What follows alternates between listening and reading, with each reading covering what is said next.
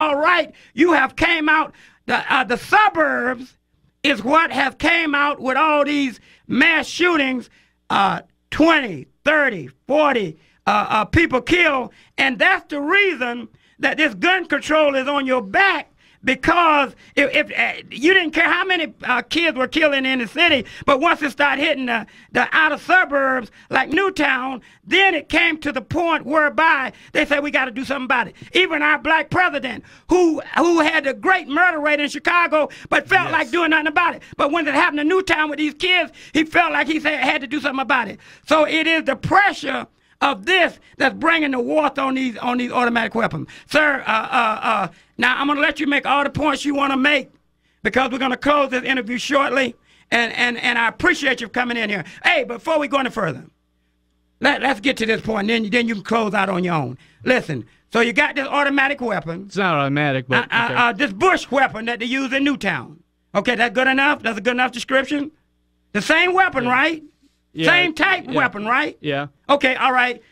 So you didn't feel funny about walking from Chinatown towards Brown Stadium with the same kind of weapon that killed these kids, no conscience, that killed these kids. You had no shame walking down the street strapped down with this ammunition clip on your shoulder. No, I don't have gun owner's guilt. I don't have guilt being a gun owner, no.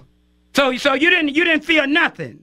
Let me ask you a question. Did you feel anything when these kids got killed? Yes, I did. What did you feel? I mean, it's a tragedy. Did you feel like maybe cutting down on your ammunition?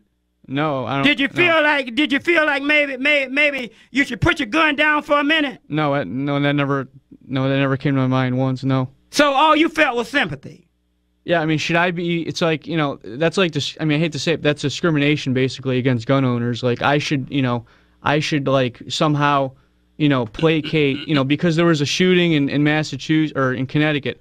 I should like placate to the gun control people because of what something bad happened there. I should somehow feel guilty now because I'm a gun owner. No, I mean, I'm not. All right. So here we are.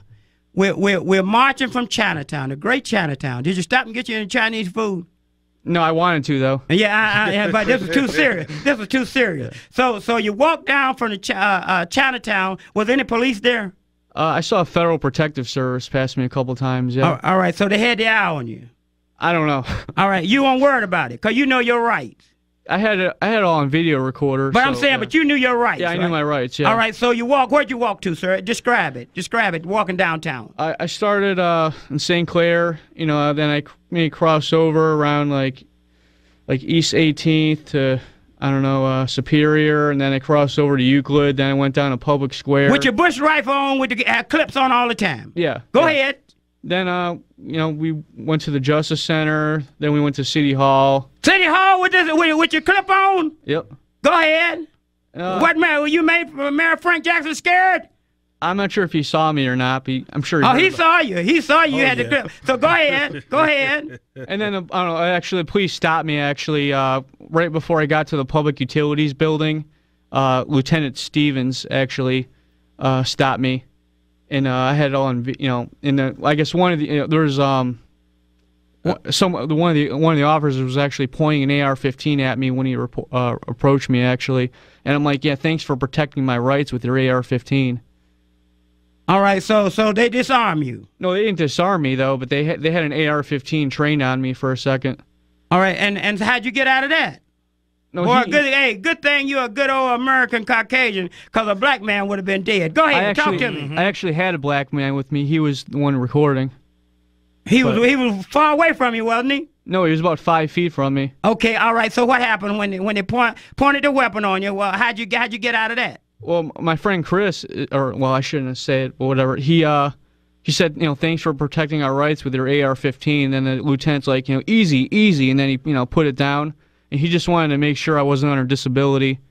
But then we had a discussion, and then we were on our way, and then they basically harassed us all the way back to my car, like following me, like stalking me. Yeah. So you put it back in your car. Once I got to my car, you put it in your trunk. Yeah, I did. All right, and that was the end of that. Yeah. So that was an adventure for you, wasn't it?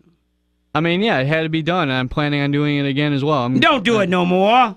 I'm doing it again. Listen, my purpose for having you on this show was to disarm you. Yes, to have you say, Art McKoy, I'm putting down my weapon on the Art McKoy University show. I wanted you to say, I'm using some common sense. Since you said Art it. McKoy said, I want to use some common sense. I'm putting down my Bush rifle. I encourage you to go out and buy one yourself. Oh, come on, man. That's not disarming. That's not disarming. That's not disarming. Okay, listen. My last question to you, and then I'll let you read your statement. We got to get out of here. I got other guests. Listen, how many deaths, how many kids will it take for you gun lovers to happen? Will it take 20? Will it take 50? Will it take 100? Will it take 200? How many will it take for you all to say, maybe we need to rethink this gun culture thing? Right. Is there any number of deaths?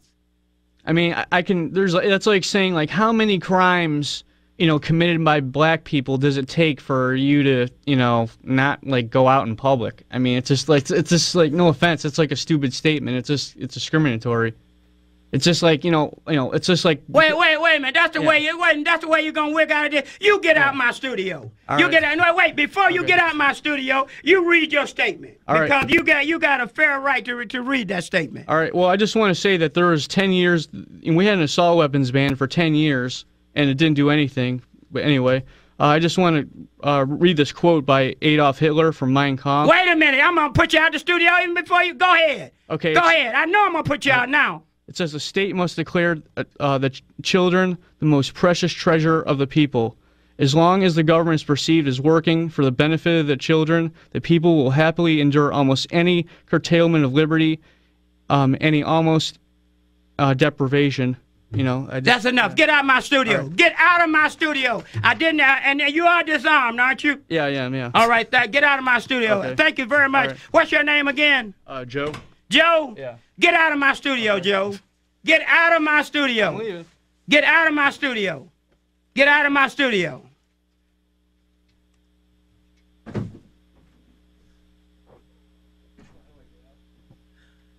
5, 7, 8. Let's take a break. Let's take a break. I got to make sure he's out. Mm-hmm.